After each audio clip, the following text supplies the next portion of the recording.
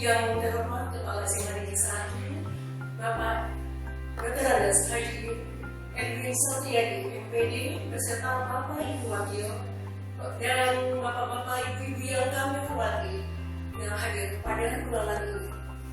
Mengawali kegiatan ini, marilah kita membaca basmalah.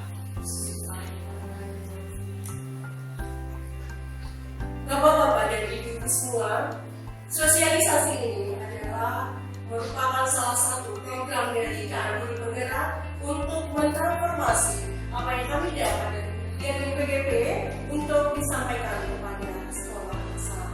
Dan barangkali apa yang disampaikan nanti bermanfaat dan bisa kita terapkan di sekolah kita.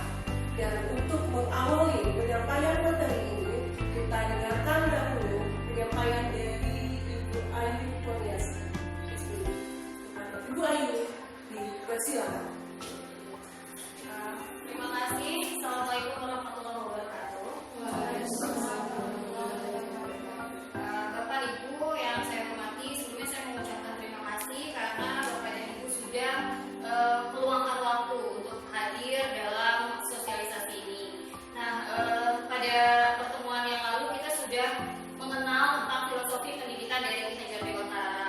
Ya, pada prinsipnya filosofi Ki Hajar Dewantara itu sebenarnya bukan hal yang asing bagi kita dalam praktek pembelajaran di sekolah, tetapi masih ada hal-hal baru, paradigma baru yang perlu kami sampaikan kepada Bapak dan Ibu terkait dengan bagaimana teknis dan dasar dari kurikulum merdeka ini, Bapak Ibu ya.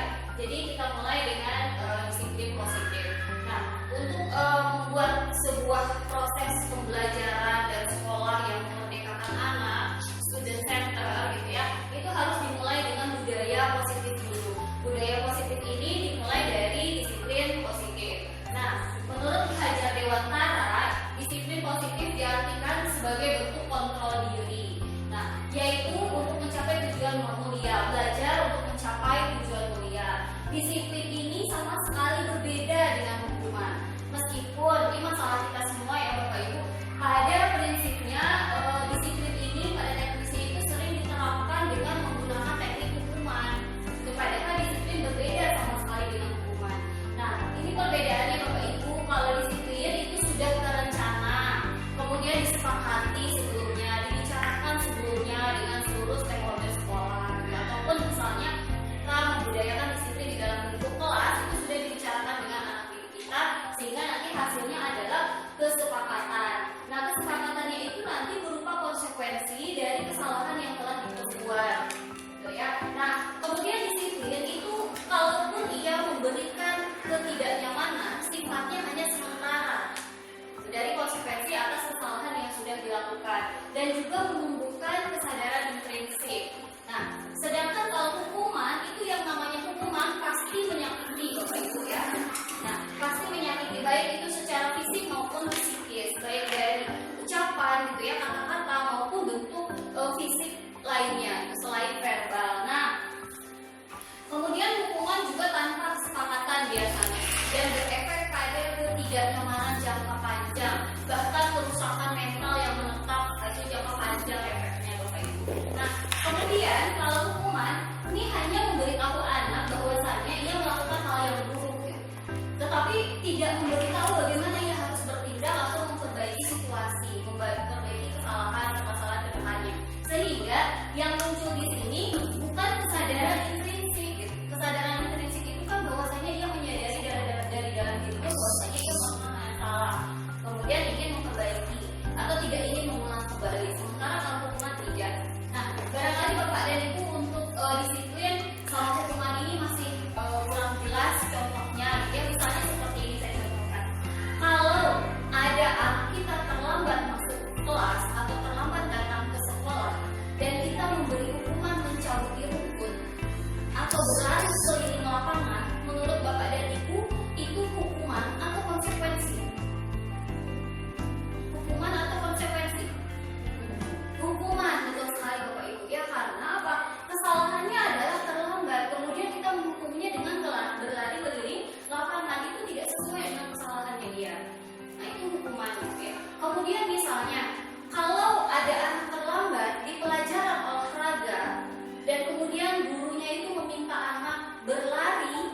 2 keliling lapangan itu konsekuensi atau hukuman? Iya betul, konsekuensi, karena berkaitan dengan pembelajarannya. Dia sedang belajar di mata pelajaran olahraga gitu. Nah kemudian misalnya kalau konsekuensi kita meminta anak membersihkan makanan atau minumannya yang tumpah, itu konsekuensi bukan hukuman. Jadi bentuknya sangat berbeda gitu antara konsekuensi dengan hukuman. Konsekuensi tidak menyakiti dan konsekuensi mengajari anak bagaimana ia harus bertindak memperbaiki kesalahannya. Jadi kalau misalnya kita masih suka menghukum anak yang terlambat dengan cabut rumput gitu ya, kemudian dipotong rambutnya seperti itu di depan kelas dan lain sebagainya gitu kan, nah itu adalah bentuk hukuman.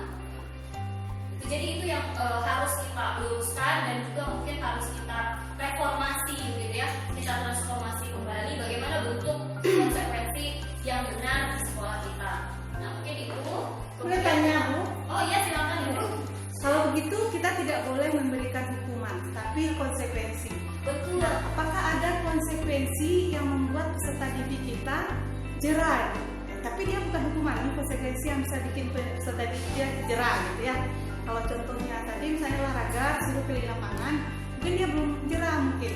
Tapi ada nggak Bu atau boleh nggak seperti contohnya yang lain nggak Bu? Jadi konsekuensi tapi dia bukan hukuman, tapi efeknya dia bikin jerah gitu. Iya, Kasih Bu. Iya, makasih Bu, pertanyaannya luar biasa. Ini betul ya Bu ya, karena dalam proses konsekuensi ini adalah sebuah proses gitu. Jadi untuk satu kali itu tidak jerah dan memang itu tujuan akhirnya itu menumbuhkan kesadaran yang prinsip kalau perilakunya itu salah gitu. Kalau untuk sekali dihukum tidak jerah, tetapi setidaknya anak itu menyadari konsekuensi dari perbuatannya. Ya. Nah, kemudian disiplin positif itu salah satu caranya bisa kita mulai dengan melakukan atau menerapkan nilai kebajikan. Nilai kebajikan adalah sifat-sifat positif manusia yang merupakan tujuan mulia yang ingin dicapai setiap individu.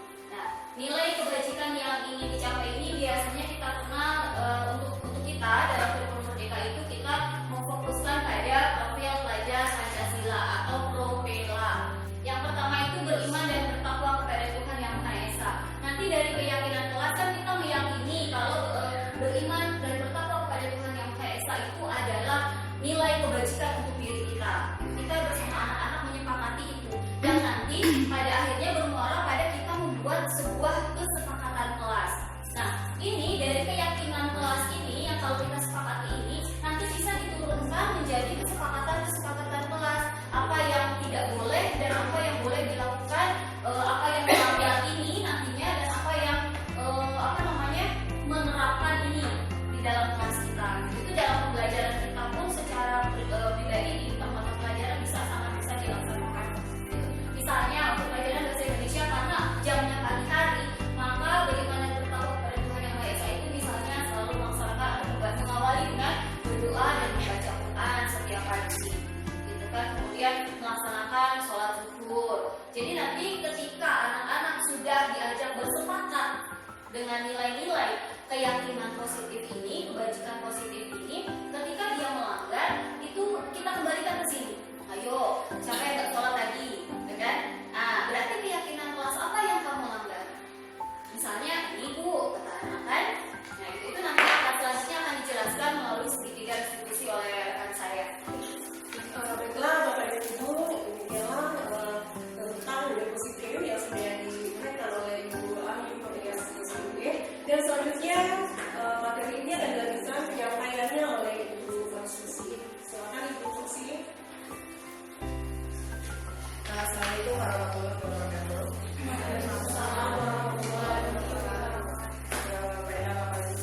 Terima kasih kepada Bapak Ibu dan juga kepada Bapak Ibu kepala sekolah dan Bapak Ibu wakil kepala sekolah yang sudah berkenan hadir untuk mengikuti sosialisasi dari program Guru Penggerak yang sedang kami ikuti ketiga orang itu yang berhubungan dengan sosialisasi dalam hal budaya positif. Kemudian dari beberapa tindakan dilakukan oleh siswa kita tersebut, mereka akan melihat kepada kebutuhan dasarnya manusia itu. Misalkan yang pertama kita lihat dari kebutuhan dasar manusia adalah bertahan hidup.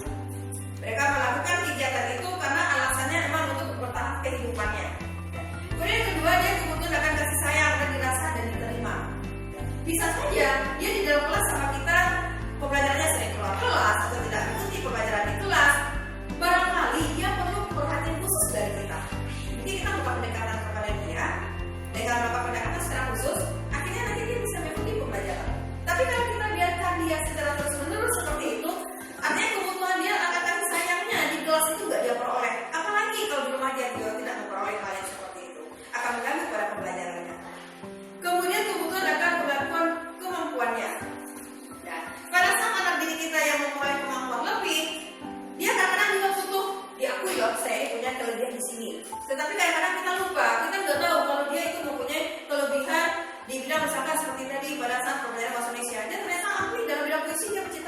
bisa.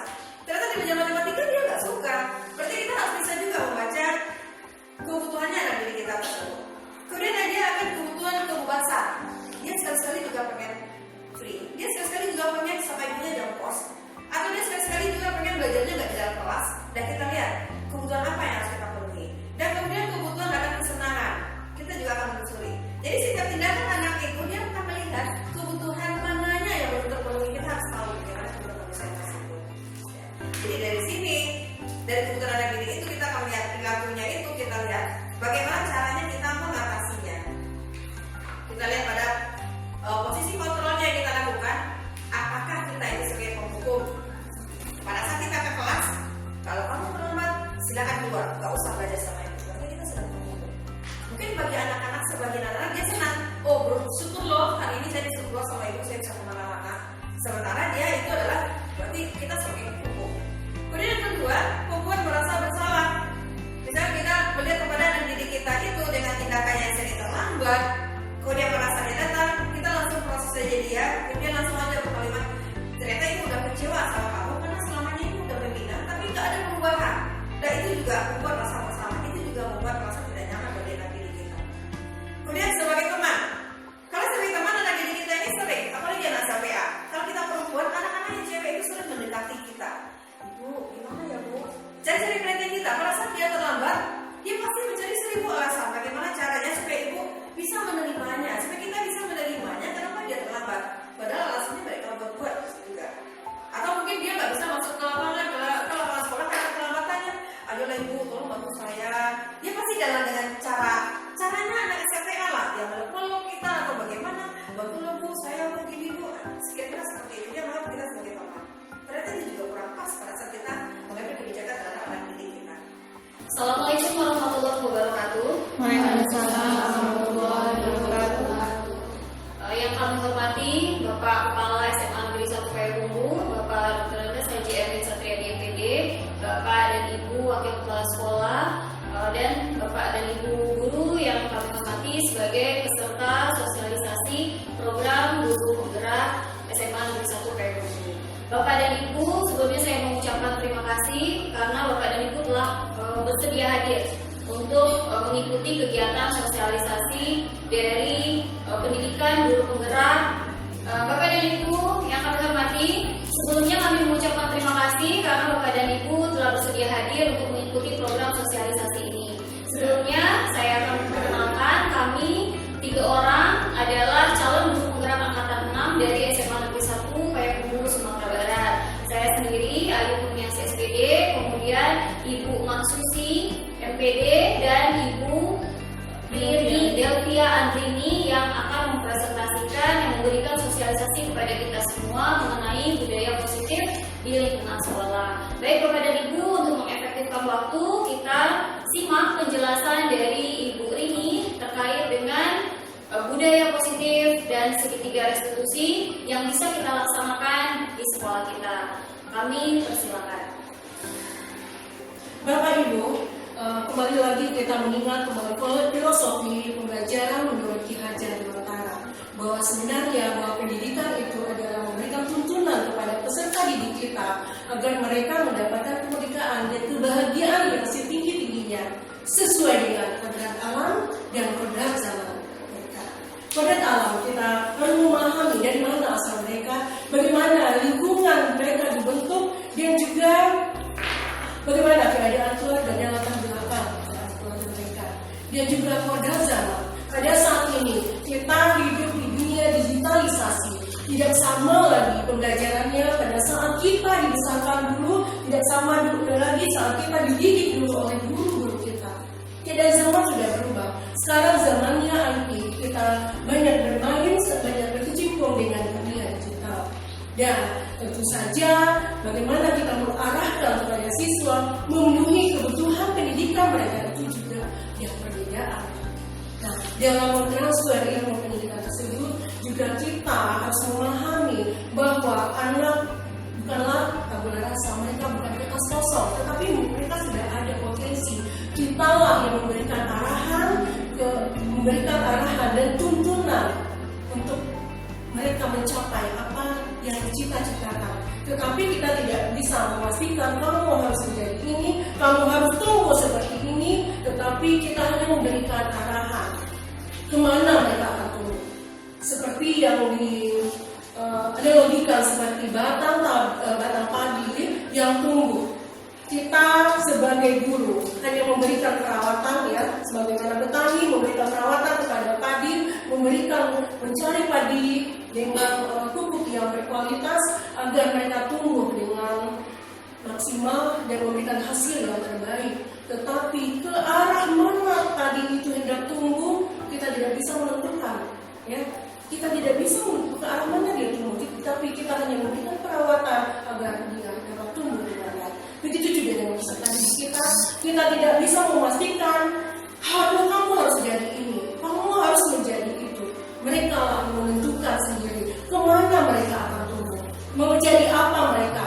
Kita sebagai guru hanya memberikan bimbingan, tuntunan, dan arahan bagaimana mereka tersebut supaya bisa juga mencapai apa yang mereka cita-citakan.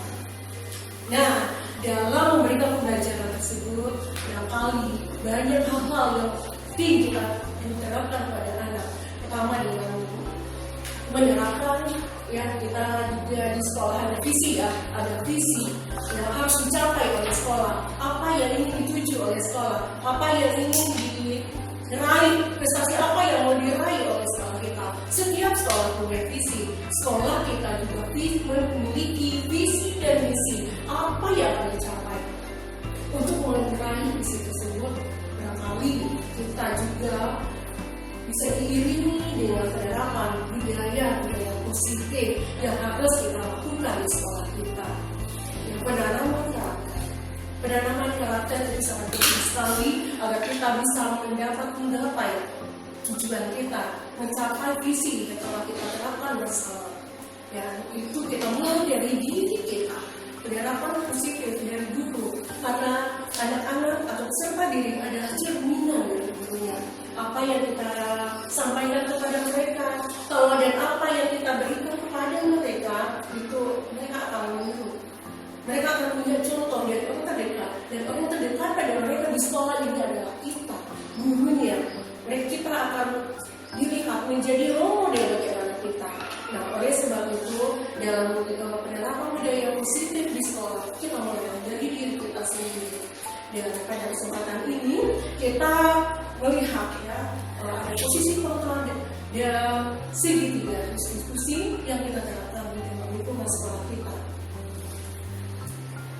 Dalam penerapan budaya positif di sekolah, itu langsung ke sekolah kita, maka salah satu program diskusi yang dilakukan adalah dengan menerapkan 5 posisi kontrol. Yang pertama adalah sebagai penghukum, yang kedua membuat orang lain merasa bersalah, yang ketiga sebagai teman, yang keempat sebagai pemantau, dan kelima adalah posisi kontrol sebagai manajer. Kita lihat satu persatu, ya, Bapak dan Ibu. Yang pertama, posisi guru sebagai penghukum.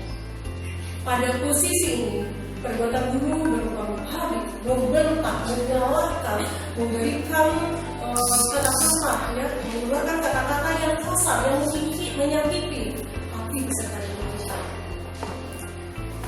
Nah, barangkali kita bisa melihat merenungkan kembali apakah pernah kita lakukan pada peserta didik kita. Posisi menghukum ini membuat anak-anak kita merasa memberontak. Dia merasa tidak senang dengan perlakuan kita.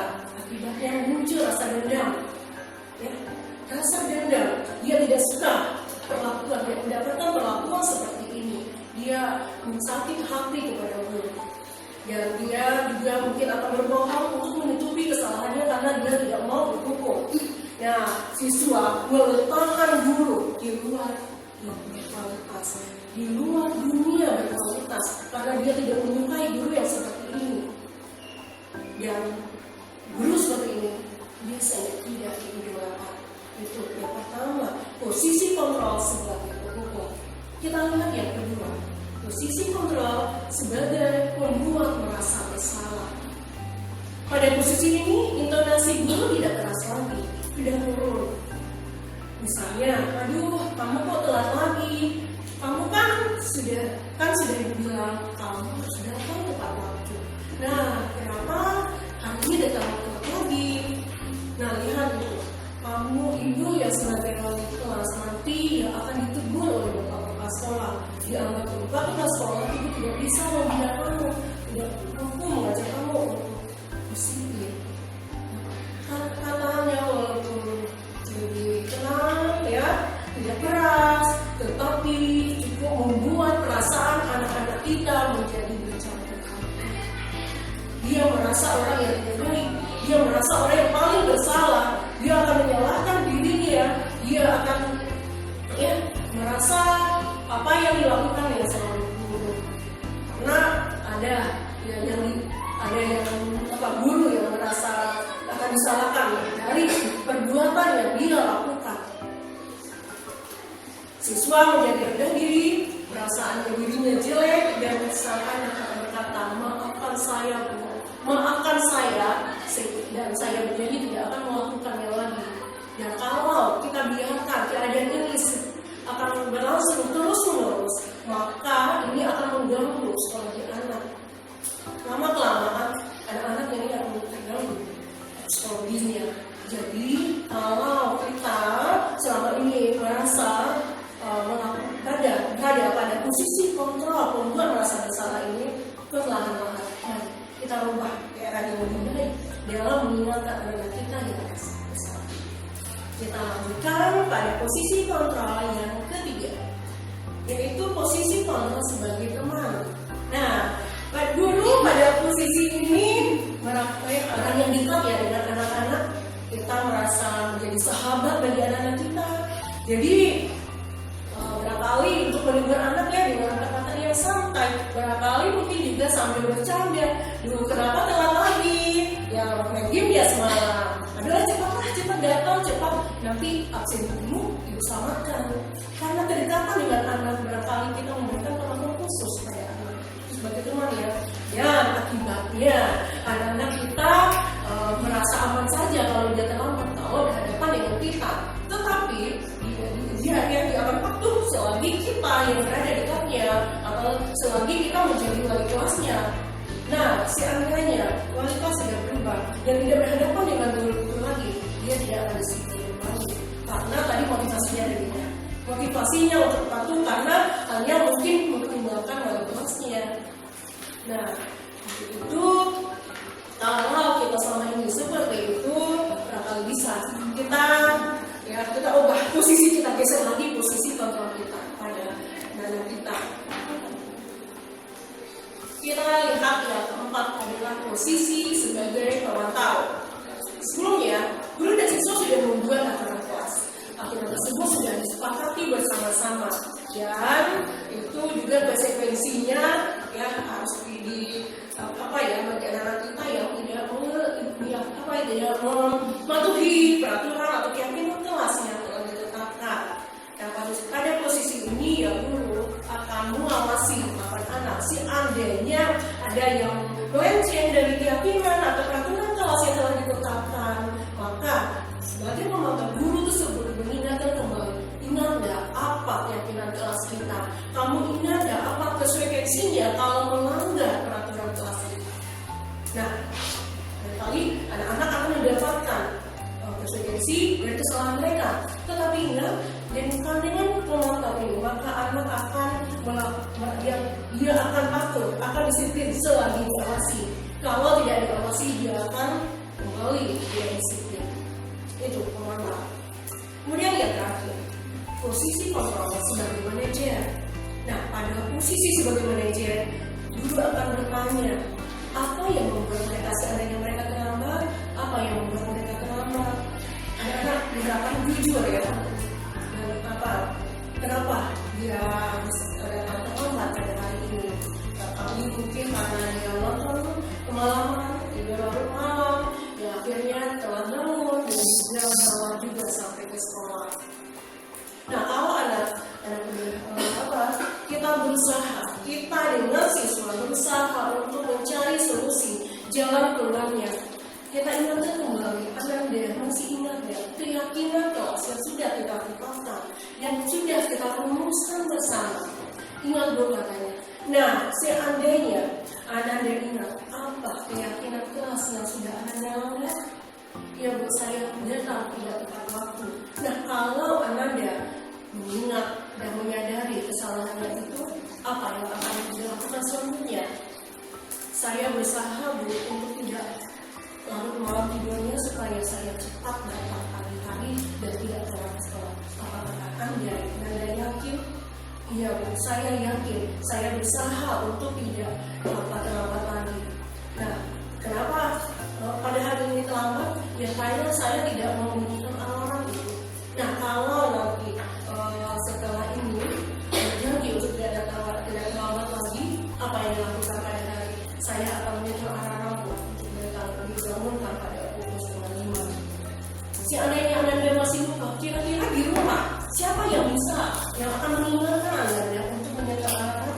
Ada orang tua saya itu, ada ibu saya, ada kakak saya yang mengingatkan. Ya, bagus.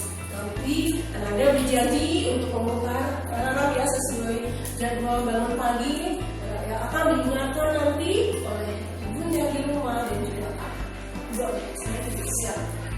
Nah, kita mencari solusi. Kita membuat anak-anak menyadari bahwa tindakannya itu salah, dan menyadari kesalahannya dan tahu apa yang akan mereka lakukan selanjutnya, sehingga tidak akan terulang kembali kesalahan yang sama untuk saya akan datang.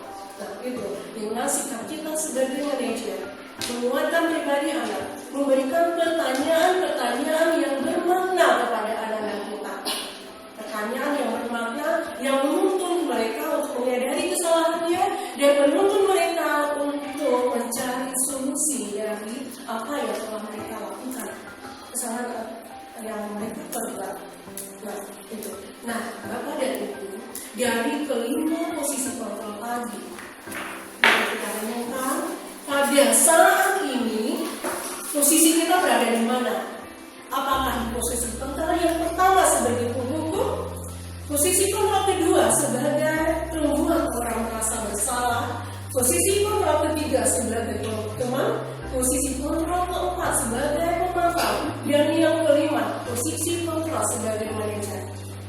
Silakan dijawab masing-masing. Kita yang tahu di posisi mana kita berada. Kali nanti kita juga ada keterangan lagi. Kita juga tahu, bisa memahami posisi kontrol yang mana yang lebih ideal, yang bisa kita terapkan di sekolah kita, yang akan membawa anak-anak kita ke arah yang lebih baik, yang menuntun mereka untuk mencapai keinginannya, dan bisa membentuk karakter anak dan memberikan mereka kebahagiaan dan kemerdekaan dari mereka. Silakan Bapak Ibu. Selanjutnya, ya, keyakinan kelas di setiap pembelajaran. Kita perlu ya menerapkan keyakinan kelas. Keyakinan kelas adalah salah satu disiplin positif yang bisa kita terapkan dalam membangun budaya positif di sekolah. Dengan adanya keyakinan kelas di setiap kelas diharapkan dapat mewujudkan tujuan pendidikan yang berorientasi kepada profil pelajar Pancasila. Nah, mengapa keyakinan kelas itu penting? Di lingkungan sekolah perlu adanya keyakinan kelas atau sekolah agar kita bisa memunculkan motivasi intrinsik siswa. Disiplin positif yang diterapkan melalui keyakinan kelas pada akhirnya dapat meningkatkan kesadaran siswa kita untuk memunculkan motivasi intrinsik dan membentuk karakter positif. Mereka dengan kesadaran sendiri berusaha untuk mematuhi keyakinan yang sudah kita rumuskan bersama di kelas, dan berusaha akan merasa malu mereka kalau mereka melanggar keyakinan sudah dibuat sendiri. Jadi kita perlu ada banyak keyakinan yang akan dibentuk nanti di kelas sesuai masing-masing mereka. Mungkin bisa kita minta masukan apa keyakinan kelas yang akan kita terapkan di kelas kita. Dan ini juga bisa kita pakai di setiap kita memulai pembelajaran. Misalnya pada kali ini kita belajar biologi. kita akan melaksanakan mungkin diskusi kelompok. Baiklah Ananda, sebelum belajar, mari kita bentuk keyakinan kelas kita, kesepakatan kelas kita pada hari ini. Yang pertama mungkin kita mendengarkan, guru mendengarkan, tidak ada yang mengeluarkan handphone, atau kalau seandainya ada keperluan ke belakang, minta izin dulu. Seandainya ada yang bertanya, selalu minta Ananda, minta izin dulu sewaktu bertanya. Cukkan jarinya dulu, tidak menerobos saja langsung. Dan kesepakatan lain yang mungkin bisa kita sepakati bersama dengan peserta didik kita agar membuat kelas kita merasa nyaman dan kondusif. Pelaksanaan menumbuhkan budaya positif melalui keyakinan kelas bertujuan untuk mengenalkan keyakinan kelas kepada peserta didik. Yang kedua, menyusun keyakinan kelas bersama peserta didik dan membiasakan penerapan keyakinan kelas untuk menumbuhkan self-disiplin pada peserta didik kita. Kemudian kita kembali ke restitusi. Restitusi adalah proses menciptakan kondisi bagi murid untuk memperbaiki kesalahan mereka. Biarkan mereka menyadari kesalahan mereka sendiri dari tadi pertanyaan-pertanyaan berbeda yang diberikan.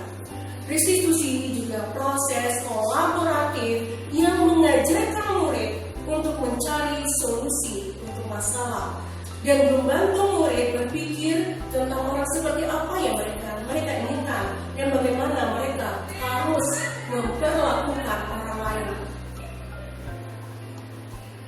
Melalui restitusi, kita dapat membantu murid menjadi lebih memiliki tujuan, disiplin positif, serta memulihkan dirinya setelah berbuat salah. Penekanannya bukanlah pada bagaimana perilaku untuk menyenangkan orang lain atau menghindari ketidaknyamanan, namun tujuannya adalah menjadi orang-orang yang menghargai nilai-nilai kebajikan yang mereka percayai. Restitusi membantu murid untuk jujur pada diri sendiri dan mengevaluasi dampak dari kesalahan yang mereka lakukan. Restitusi memberikan penawaran, bukan paksaan. Sangat penting bagi guru untuk menciptakan kondisi yang membuat murid bersedia menyelesaikan masalah mereka dan mereka kembali pulih setelah melakukan kesalahan. Kita lihat ada segitiga restitusi. Terdapat 3 langkah ya dalam segitiga restitusi. Ya, seandainya anak-anak kita ada kesalahan, kita selesaikan dengan segitiga restitusi. Bagaimana langkah-langkahnya? Yang pertama, kita menstabilkan identitas. Yang kedua, validasi tindakan yang salah. Kemudian yang ketiga, menanyakan keyakinan. Nah, langkah ini seperti nampak pada gambar ya, ada 3 ya, segitiga restitusi. Tapi kita lihat satu persatu. Langkah pertama adalah menstabilkan identitas. Langkah pertama pada bagian dasar segitiga adalah menstabilkan identitas. Jika Anda berbuat salah, maka ada kebutuhan dasar mereka yang belum terpenuhi. Bagian dasar segitiga restitusi memiliki tujuan untuk merubah orang gagal karena telah berbuat kesalahan dengan mengatakan kalimat seperti, misalnya, yang tidak ada manusia yang tidak melakukan kesalahan. Ibu juga pernah melakukan kesalahan. Jadi membuat mereka merasa stabil, sebenarnya merasa tidak terlalu terpuruk dengan kesalahan yang mereka lakukan. Kita stabilkan kembali emosi mereka. Dan siapapun pasti akan melakukan kesalahan. Kamu pernah melakukan kesalahan, ibu juga sebagai guru tidak luput juga dari kesalahan. Dan untuk itu, nah ketika seseorang dalam kondisi emosional, maka otak tidak akan mampu berpikir rasional. Saat inilah kita menstabilkan kembali identitas anak. Anak kita bantu untuk tenang dan mencari solusi untuk menyelesaikan permasalahannya. Itu yang pertama. Dan yang kedua, langkah kita adalah validasi tindakan yang salah. Langkah kedua adalah memvalidasi tindakan salah. Konsep langkah kedua adalah kita harus memahami kebutuhan dasar apa yang belum terpenuhi bagi mereka sehingga mereka berbuat kesalahan. Misalnya mereka telat masuk ke lokal, ternyata mereka jajan dulu di kantin sebelum masuk ke lokal. Kita harus tanya dulu, kenapa kamu telat? Saya sarapan dulu di kantin. Nah, kenapa sarapan dulu? Kenapa tidak langsung masuk ke dalam kelas? Bu, saya sakit perut. Saya kambuh. Tadi terburu-buru dari rumah, tidak sempat sarapan pagi. Makanya saya ke kantin dulu untuk sarapan. Nah, jadi kita tahu apa yang menyebabkan mereka terlambat ke kelas, apa yang menyebabkan mereka jajan. Kita gali dari situ dulu. Itu validasi tidak akan salah. Kita mencari kebenaran, kita mencari apa alasan mereka untuk melakukan karena telah melakukan kesalahan tersebut. Kita lihat langkah yang ketiga, menanyakan keyakinan. Langkah ketiga adalah menanyakan keyakinan. Teori kontra menyatakan bahwa pada dasarnya posisi cari tenang. Ketika langkah selanjutnya, maka kita perlu menanyakan keyakinan kepada diri kita. Seperti tadi, saat telah masuk ke kamar dulu, kita tanya, ada yang masih muda dan masih apa keyakinan kelas dan melakukan sudah kita masuk masuk yang lama. Nah, kalau seperti itu, apa selanjutnya yang ada lakukan misalnya? Saya bersama kita datang dulu ke sekolah, sarapan dulu di sekolah SD Muhammad di Jakarta, supaya saya tidak terburu-buru dari rumah. Tadi alasannya karena dia ini telah melakukannya terburu-buru, tidak sempat melakukan. Apa yang akan dilakukan? Saya akan cepat tidurnya sekolah, saya tidak akan begadang supaya cepat bangun pagi dan juga bisa sarapan dulu di rumah. Dan saya tidak akan telat lagi masuk ke lokal. Nah, itu keyakinannya. Jadi untuk yang akan datang, apalagi yang masa dalam lokal, saya berusaha untuk tidak datang telat lagi. Saya akan mematuhi keyakinan yang telah kita tetapkan di kelas. Saya akan menjadi orang yang kita mengajak anak mencari solusi dari permasalahan dan kesalahan yang telah mereka lakukan. Nah, jadi Bapak dan Ibu, ada demikian tadi langkahnya, ketiga langkah bagaimana kita menyelesaikan masalah dengan anak-anak kita dengan cara segitiga restitusi. Pertama tadi, menstabilkan keadaan kita, validasi kesalahan. Yang ketiga adalah menanyakan keyakinan. Mudah-mudahan dengan menerapkan restitusi segitiga ini, maka mudah-mudahan kita berharap mencoba perlahan-lahan, mudah-mudahan anak kita semua bisa memegang teguh keyakinan kelas atau kesepakatan sekolah yang kita rumuskan bersama.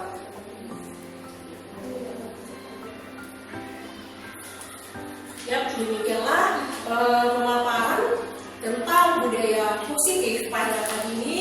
Terima kasih banyak atas perhatian dari Bapak dan Ibu. Kami ucapkan wabillahi taufiq wal hidayah. Wassalamualaikum warahmatullahi wabarakatuh.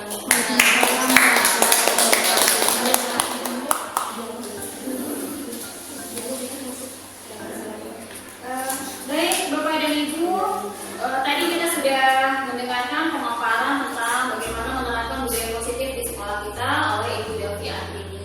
Nah, sekarang kita buka sesi diskusi atau tanya jawab. Barangkali ada Bapak dan Ibu yang masih ragu atau kurang paham, kami persilakan untuk menyampaikan pendapatnya juga untuk bertanya. Silakan Bapak dan Ibu, barangkali ada masukan, pendapat, pertanyaan mungkin. Kita sudah paham, tinggal kita terapkan bersama-sama di sekolah kita. Gimana Bapak Ibu? Sudah paham? Ada, insya Allah. Baik, gimana Ibu ini?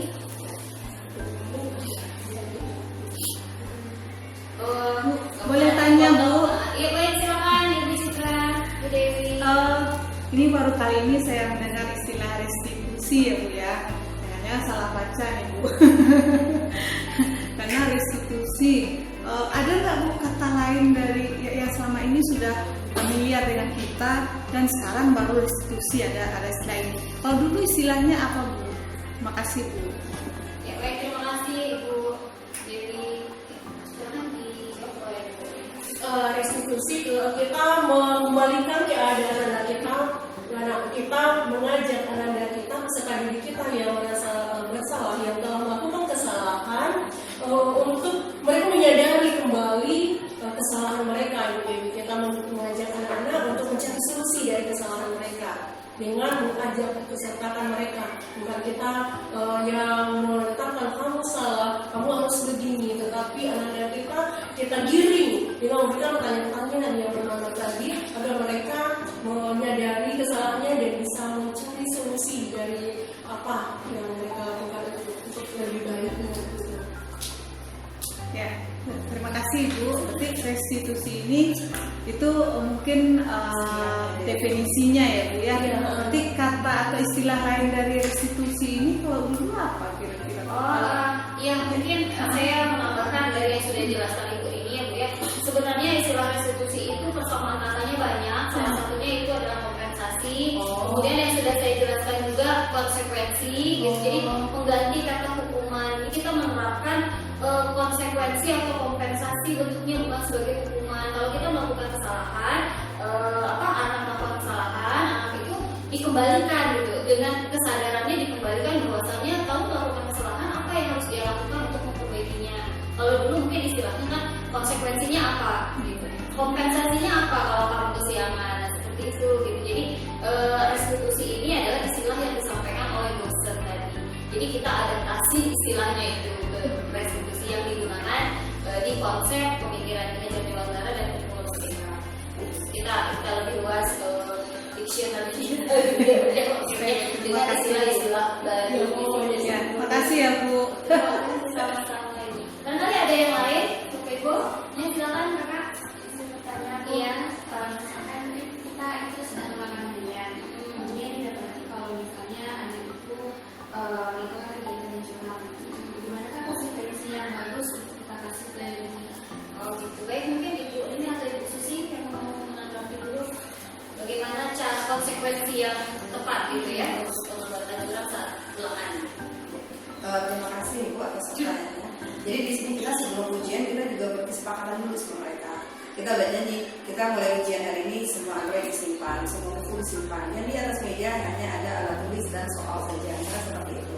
Nah, kalau kita udah berkesepakatan sama mereka, pada saat mereka terjadi kecurangan yang mereka lakukan, dan di awalnya kita juga mungkin dalam di awal kita juga bisa berkesepakatan juga. Nanti kalau ketemu pada saat selama proses ujian, ada yang menunggu HP atau ada yang buku, bagaimana menurut Anda? Apa yang harus kita lakukan? Apa yang harus Ibu perbuat kepada Anda? Nanti kita berkesepakatan sama dia bisa juga, ya kan? Oke Bu, kalau ketemu nanti HP kami lagi ujian, sedang ujian kita pakai, Ibu boleh ambil simpan sebelah, misalkan seperti itu dia buat kesepakatan. Mungkin di awalnya dia bahasanya selalu, tapi kita tetap menerapkan. Kita tanya kepada mereka, kita sepakat seperti itu. Kalau dia udah kata sepakat, kita terima kesepakatan. Kalau pun nanti dia lihat HP, berarti HP-nya dia udah tetap ditahan sebulan depan baru diberikan kepada Anda. Kan kita udah sepakat di awal. Jadi pada saat kesepakatan kita buat, konsekuensi yang kita dia sepakati kita tetap jalankan. Jangan nanti kita tarik ulur. Ibu, maaf lah Bu. Jadi itu yang nggak bisa kita lakukan. Kalau kita udah ketegasan, akhirnya pada periode berikut dia akan takut, dia tidak akan mau lagi berlangkah yang sama. Mungkin itu salah satu yang bisa kita lakukan. Kita buat kesepakatan dia mau seperti apa, mungkin itu dulu dan diskusikan sama mereka. Mungkin Bu Ayi sama Bu ini ada. Ya mungkin ditambahkan sedikit Ibu Susi. Jadi kita bedakan antara hukum dengan konsekuensinya. Kalau kita sebelumnya tidak memiliki kesepakatan dengan anak, kita belum ada menjadi anak-anak dengan kita tidak membuat kesepakatan, pasti adanya akhirnya ketangkep apa yang kita lakukan. Tetapi sewaktu ujian berlangsung, ketahuan anak-anak kita apa yang menggunakan HP, kita ambil itu jatuhnya kepada hukum sebagai hukuman, karena belum ada kesepakatan antara kita dengan anak lagi. Nah, jadi kalau konsekuensi kita sudah membuat kesepakatan dengan anak sebelumnya seperti yang disampaikan oleh Ibu Susi tadi, bahwa seandainya Anda selama ujian menggunakan handphone atau melihat jawaban di handphone, ibu akan mengambil handphonenya misalnya, atau ada mungkin hal lain mungkin yang kita rumuskan bersama, kita sepakati bersama. Kalau udah konsekuensi tersebut, barangkali anak kita tidak akan mendongkrak apa yang diambil, karena itu sudah merupakan konsekuensi dari apa yang sebenarnya dia telah melanggar kesepakatan yang telah dibuat. Begitu. Jadi sebaiknya memang perlu keyakinan kelas kita bentuk, baik sebelum kita mulai pelajaran atau sewaktu kita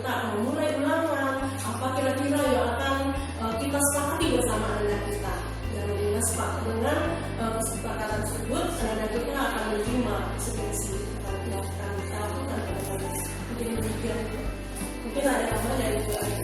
Ya mungkin seandainya gitu ya kak ya, kesepakatan kelasnya ini kesepakatannya keyakinannya belum dibuat. Nah kemudian terjadi pelanggaran, nah kita bisa langsung menerapkan segitiga restitusi yang tadi. Jadi kita hentikan si anak ini ujian, kan satu orang yang lain kita melaksanakan ujian, kita berbicara secara individu, kemudian kita terapkan segitiga restitusi. Yang pertama adalah menstabilkan identitas dulu. Misalnya gini, apa yang kamu lakukan tadi, nyontek bu, misalnya gitu kan ya. Nah ya sebenarnya menyontek ini bukan cuma kamu sendiri loh yang melakukan, kesalahan ini juga dilakukan oleh orang lain. Jadi kan dia sudah stabil itu. Nah kemudian kita masukkan ke validasi tindakan salah. Tapi menurutmu apakah nyontek ini baik? Ketika kamu nyontek, apakah kamu sudah jadi orang yang baik untuk dirimu sendiri? Gitu kan, jadi dimunculkan kesadarannya. Setelah itu kemudian keyakinan tadi. Nah misalnya kalau misalnya dia menjawab tidak bu, nyontek tidak baik, berarti kan dia sudah tahu nilainya, keyakinan kebijakan baiknya itu pada diri dia itu apa. Nah kemudian kita cari, nah jadi sekarang menurutmu apa yang bisa kamu lakukan untuk memperbaiki ini, atau apa yang bisa kita lakukan untuk menyelesaikan ini? Kamu kan tadi nyontek, nah berarti kamu tidak bisa menggunakan atau ibu tidak bisa menggunakan hasil ujianmu yang ini karena didapat dengan hasil curang gitu. Nah sekarang apa yang bisa kamu lakukan? Kita tawarkan solusinya, kita kembalikan kepada dia. Nah nanti misalnya ibu, ya saya ujian ulang aja bu, misalnya kan ada solusi seperti itu, atau kita yang tawarkan solusinya. Karena kan bentuknya tawaran bukan paksaan. Kalau misalnya kan kamu sudah nyontek nih, kalau ibu berikan soal baru, kamu kerjakan yang baru bagaimana? Nanti si anak ini digiring, dituntut untuk bisa menerima keadaan itu. Ya karena tadi saya sudah bilang berarti harus mau mengulang ujian, misalnya itu di waktu istirahatnya atau di waktu lain, atau misalnya pada waktu yang sama tetapi dengan soal yang berbeda, atau tidak diberi tambahan waktu, atau tambahan waktunya dipakai dilebihkan waktunya untuk dia melakukannya sebagai konsekuensinya dia. Nah selain itu dengan kesepakatan tadi, jadi enaknya sih sudah ada kesepakatan sebelumnya, jadi tinggal kita balikin aja dan kita menerapkannya konsisten, tegas dan konsisten. Jangan terbujuk karena teman dekat hubungan dengan siswa, kemudian kita menggunakan hubungan pertemanan itu untuk melonggarkan kesepakatan yang sudah dibuat sebelumnya. Jadi intinya itu konsepnya. Mungkin itu yang bisa kami sampaikan. Ada lagi kah pertanyaan lainnya? Terima kasih, sama-sama. Bu, jadi sebaiknya kesepakatan itu dibuat oleh guru mata pelajaran setiap kelas, atau ada juga nggak kesepakatan yang sekolah yang punya nih? Sekolah bikin kesepakatan mungkin secara umum, lalu guru mata pelajaran juga membuat kesepakatan di kelasnya masing-masing. Gimana? Terima kasih Bu. Terima kasih atas pertanyaannya Ibu. Sebenarnya memang seperti itu ya Ibu ya. Kita sekolah punya aturan. Jadi aturan tersebut sewaktu anak-anak kita masuk ke sini bernaung di bawah Cipayung 1 Pak Ibu, mereka kan sudah tanda tangan aturan dengan materi ya. Jadi mohon juga disosialisasikan kepada anak kita bahwa peraturan sekolah kita seperti ini, dan seandainya anak melanggar peraturan sekolah ini sudah siap. Jadi mohon kita ajak anak-anak bersama untuk mensosialisasikan keyakinan atau peraturan sekolah kita, dan juga di setiap lokal bersama walas mungkin ada juga keyakinan kelas yang mesti dipatuhi, dan juga bersama guru mata pelajaran sewaktu kita mau mengajar, sewaktu kita mau memulai pelajaran atau melakukan ulangan, ada perjanjian atau kesepakatan ya. Jadi mudah-mudahan dengan adanya kesepakatan ini akan bisa menyadarkan anak kita dan membuat konten mereka harapan kita seperti itu ya. Masih Bu. Mungkin ini Bu, kalau misalnya kesepakatan sekolah, keyakinan sekolah itu lingkupnya masih luas dan kita perlu yang lebih spesifik, kita juga bisa membuat kesepakatan sendiri yang lebih spesifik di kelas bersama anak-anak. Tetapi misalnya seandainya walas sudah membuat kesepakatan kelas, sudah dipajang dan nilai-nilainya cocok dengan pelajaran kita gitu ya, yang memang yang kita inginkan seperti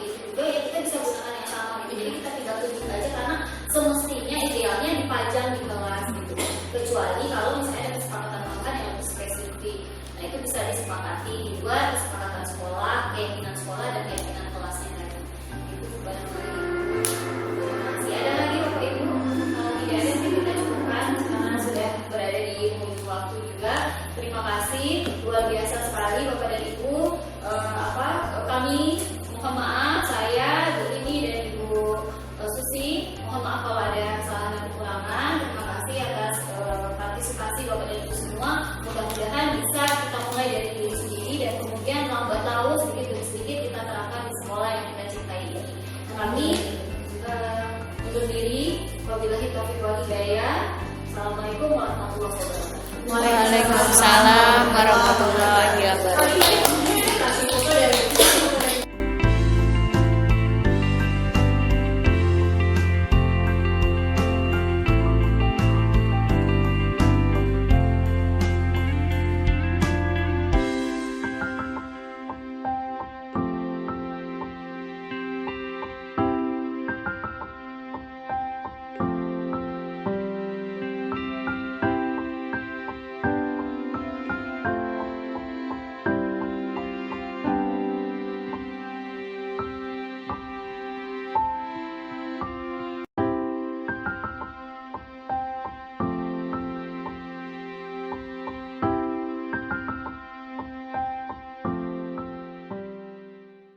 panggil, ada yang tahu alasan ibu panggil sekarang? Ya, kenapa?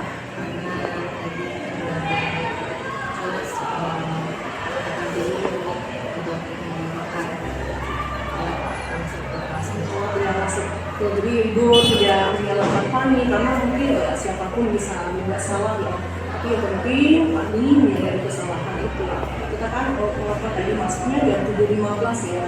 Dan kami dari itu udah bel ya. Tapi nanti dulu tidak masuk ke lokal dulu. Jadi untuk yang akan datang sebaiknya masuk lokal dulu. Fani bisa menyalahkan nanti kan ada tugas ya. Dan kemudian ibu mau tanya, kira-kira kenapa kalau Fani ke kantin dulu tidak ke kantin? Itu Bu, karena dari rumah tadi nggak sarapan Bu. Kenapa nggak sarapan? Tidur lah Bu, telat bangun maksudnya. Telat bangun, jam berapa Fani buat itu semua? Dan kalau tidak kemarin jam 12. Jadi kenapa sama sekali tidurnya apa yang dilakukan? Belajar semalaman. Enggak. Oh main di rumah. Jadi Fani menyadari kesalahannya apa? Nggak disebut dia main game sempat nggak disebut tidurnya lambat terus bangunnya juga siang. Ini di lokal kan kita udah membuat kesepakatan ya, kesepakatan kelas apa yang disebut juga dengan keyakinan kelas. Nah, kalian masih ingat apa saja keyakinan kelas kita? Iya, apa aja Fani? Karena datang ke kelas tepat waktu. Iya, terus apa lagi? Kemudian menentukan tugas tepat waktu. Mhm. Yang ketiga tidak keluar saat guru tidak ada. Yang keempat tidak berencana saat itu menjelaskan. Nah, dari keyakinan kelas tadi, kamu merasa nggak ada keyakinan kelas yang paling enggak? Ada keyakinan yang mana? Masuk kelas tepat waktu. Nah, jadi berapa menit tadi Fani waktu untuk kelas? 15 menit. Nah, 15 menit itu cukup panjang ya. Jadi apa yang seharusnya Fani lakukan apa? Pertama yang harus saya lakukan bidangnya lebih cepat dulu. Ya. Supaya paginya lebih awal dan bisa sarapan dengan lebih. Iya. Ya, jadi kita meyakini ya, kami juga meyakini ya keyakinan kelas kita. Jadi mudah-mudahan ada perubahan ya, biasanya tidak telat lagi masuk ke lokalnya. Dan kami mungkin apa keinginannya setelah menyadari kesalahan tadi, apa harapannya, apa keinginannya untuk melaksanakan keyakinan kelas itu? Harapannya saya ingin menjadi lebih disiplin lagi. Iya. Datang ke kelas. Ya, jadi ibu berharap begitu ya, bisa kami lebih awal datang ke kelas, dan telat lagi dan tidak waktu itu ke kantin. Seandainya lapar kan bisa nanti berusaha tidak nanti juga. Terima kasih banyak, jadi ada pada sini dan izinkan untuk kembali. Iya, salam Fani.